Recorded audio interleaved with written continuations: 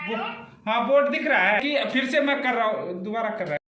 कह रहा है कि a join a service in a grade of 10,000, 400, 400, फिर 16,000, फिर 520 है। इसका यह मतलब हुआ 10,400 स्टार्टिंग किया सर्विस, उसको अगले साल 10,400 जोड़ के आएगा, अगले साल 10,400 में 400 और जोड़ जोड़ के, यानी 400 का इंक्रीमेंटल होगा।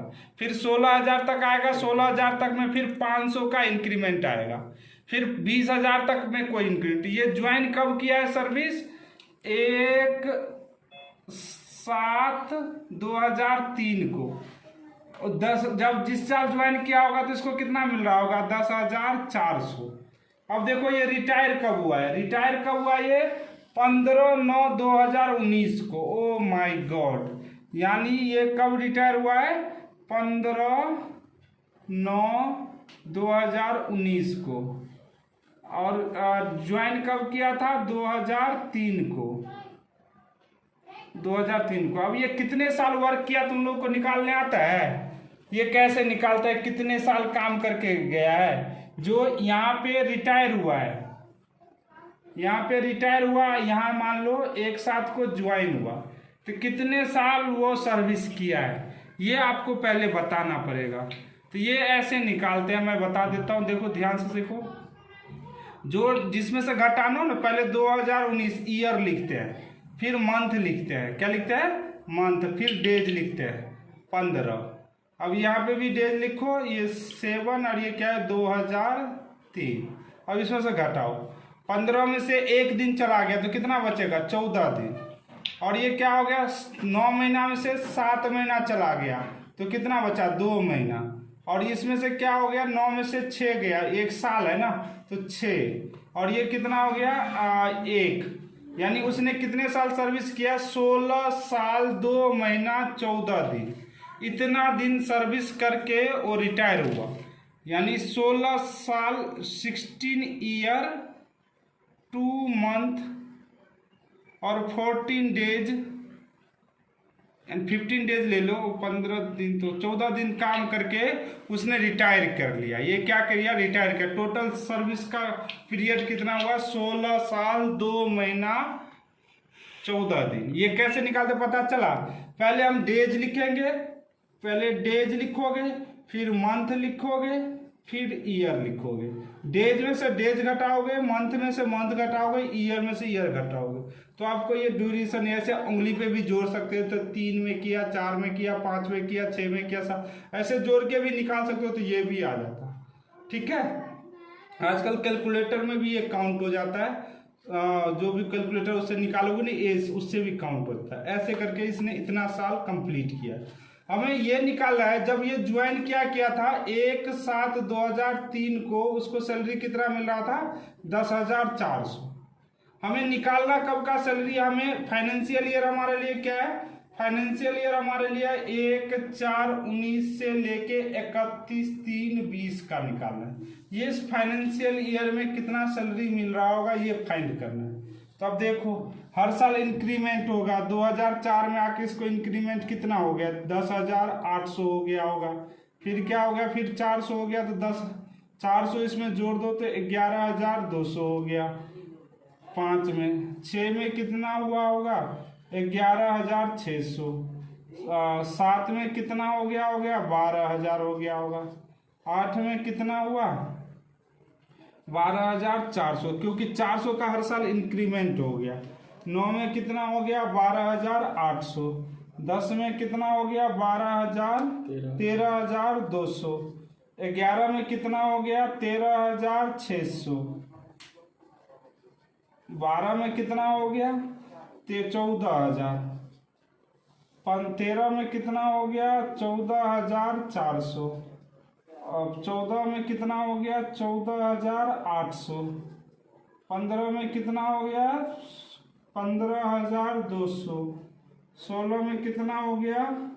15,600। 17 में कितना हो गया? 16,000। अब जैसे ही 16,000 सैलरी होगा, इसका इंक्रीमेंटल 500 से होने लगा। 18 में कितना हो गया? 16,500। 19 में कितना हो गया होगा?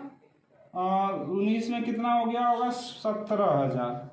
अब ये डेट कौन सा हो गया 19 का, 19-20 का ही लेना है ना, तो ये डेट आ गया कब, 1/7/2019 आ गया। नहीं, हमें क्या निकालना है, 20 तक का निकालना है। तो 1/7/2020 तक इसको कितना मिलेगा, 17,500। ठीक है, ओके। अब सुनो, ये फाइनेंशियल ईयर बनाता हूँ, 1/4/19 से लेके 31/3/20 तक का निकालना, यही करना है ना। तब 1/7/19 यहाँ तक उसको कितना सैलरी मिल रहा होगा, 1 अप्रैल से लेके 17,000, कितना मिल रहा होगा, 17,000। फिर ये रिटायर कब हो गया, 15/9/2019 को, 15/9/2019 को। अब यहाँ से लेके यहाँ तक इसको सैलरी कितना मिल रहा होगा, 17,500। ठीक है, सबको समझ में आया। अब निकाल लो, अप्रैल मई जून 3 महीना तो ये मिल रहा होगा। फिर क्या होगा, जुलाई अगस्त सितंबर 2.5 महीना, जुलाई अगस्त तो पूरा साल, सितंबर में आधा साल, तो 2.5 मंथ ये मिल रहा होगा। कितना मिल रहा होगा, 2.5 मंथ। तो अब बस कहानी खत्म। अब निकालो बेसिक सैलरी कितना हुआ, बेसिक सैलरी इसका कितना हो गया, 17,000 गुना 3 प्लस 17,500 गुना 2.5, जो आएगा ये बेसिक सैलरी आएगा। अब मैं ये कैलकुलेटर करके निकालता हूँ। अब बहुत सारे चीज़ कैलकुलेट गलत हो गया। 17,500 गुना 2.5 प्लस 51,000, ये हो गया 94,750। एक बार चेक कर लेता हूँ। सही है, सही है। 17,500 गुना 2.5 और 17,000 गुना 3, 94,000। रुचि तेरा गलत था, 94,750 रुपये का सैलरी बेसिक बन गया। फिर डीए निकालो। अब इसको क्या क्या मिल रहा है वो सारा चीज हमें बताना है। अब देखो इसमें क्वेश्चन में क्या क्या दे रखा है। क्वेश्चन में ये तो बेसिक सैलरी निकाल लिया। उसके बाद है क्वेश्चन में, he entitle dearness allowance 50% form part of the retirement benefits. He entitle dearness allowance 50% entitlement the retirement receive of gratuity 2,40,000 और ही इंटाइटल टू पेंशन 8,000 रुपये per month with effect of 16/9/2019। He got 75% pension of commuted with effect from 1/1/2020। He receive sum of 6 lakh commuted pension. Growth salary of 2019। Basic salary है ना 17,300 गुना 17,000 गुना 3 plus 17,500 गुना 2.5, इतना आ गया basic salary. DA के बारे में करा, इसका 50%, जो भी बेसिक सैलरी है ना उसका 50%, इसका 50% निकाल लो तो ये आ जाएगा 94,750 गुना 0.5, ये आ गया 47,375 डीए आ गया। फिर उसके बाद है डियरनेस अलाउंस हो गया। फिर है रिटायरमेंट ग्रेजुएटी मिला है, इसको क्या मिला है, ग्रेजुएटी इसको मिला है 2,40,000। ग्रेजुएटी कितना मिला है, 2,40,000 लेस एग्जेम्प्ट। एग्जेम्प्ट कौन सा होता है, अंडर सेक्शन 10(10), उसके अकॉर्डिंग एग्जेम्प्ट होता है। इसका क्या बनाना पड़ेगा, working note number 1। Working note number 1 में ये आएगा। वर्किंग नोट नंबर 1 इधर कर, वर्किंग नोट नंबर 1 क्या होता है, वर्किंग नोट नंबर 1 में क्या होता है, एग्जेम्प्ट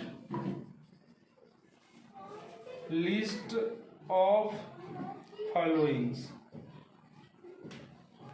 पहले एक्चुअल तो 2,40,000 है। दूसरा क्या है, एक्चुअल ग्रेजुएटी। दूसरा क्या है, मैक्सिमम है 10 लाख।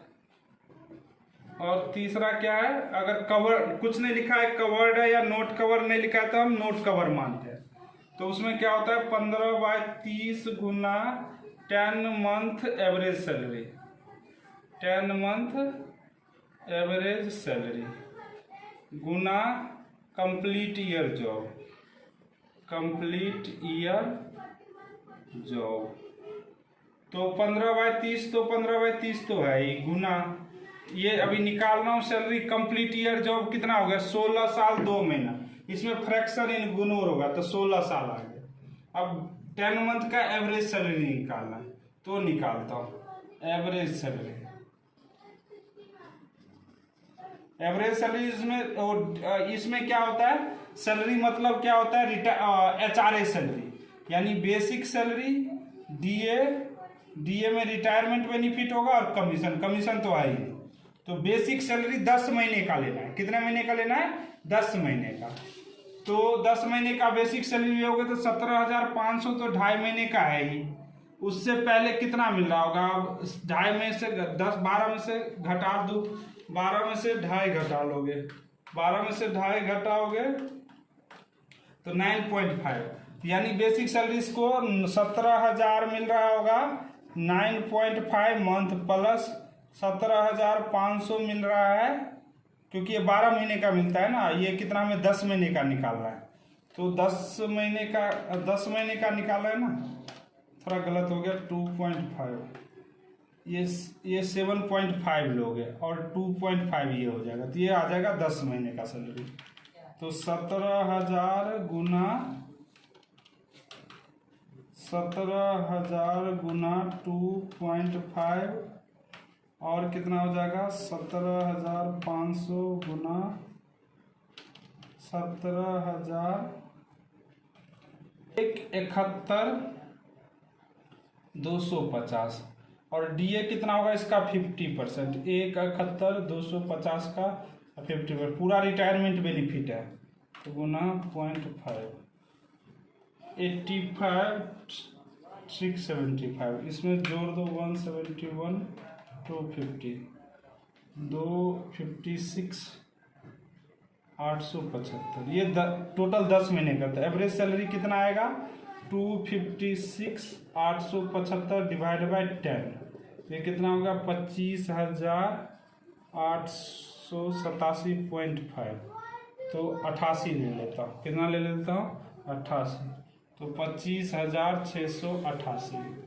अब 25,688 आ गया 2,05,504।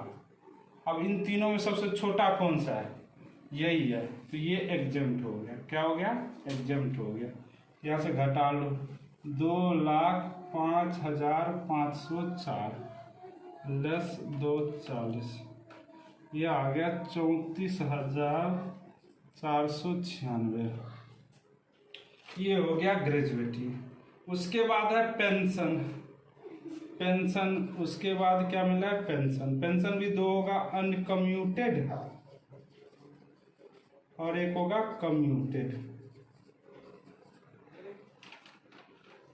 कम्यूटेड पेंशन इसको 6 लाख मिला है, अनकम्यूटेड निकालता हूँ। ही इंटाइटल टू पेंशन 8,000 रुपये per month 16/9/2019, he got 75% commute 1/1 16/9/2019, 16/9 यहाँ से इसको स्टार्ट हो गया 8,000 रुपये पेंशन, कब तक मिलता रहा 1/1/2020, 1/1/2020। यहाँ आके कम्यूटेड मिल गया इसको 75%, कितना 6 लाख का 75%, तो 8,000 का 75% निकाल लो, ये आ गया 6,000, तो 2,000। इसके बाद इसको 2,000 मिलता रहेगा। तो अब ये निकालोगे तो कितना हो गया 8,000 गुना, अब कहाँ ये सितंबर अक्टूबर नवंबर दिसंबर, सितंबर अक्टूबर नवंबर दिसंबर, 3.5 महीना प्लस जनवरी फरवरी 3 महीना, 2,000 प्लस 2,000 गुना 3, कितना हो गया 8,000 गुना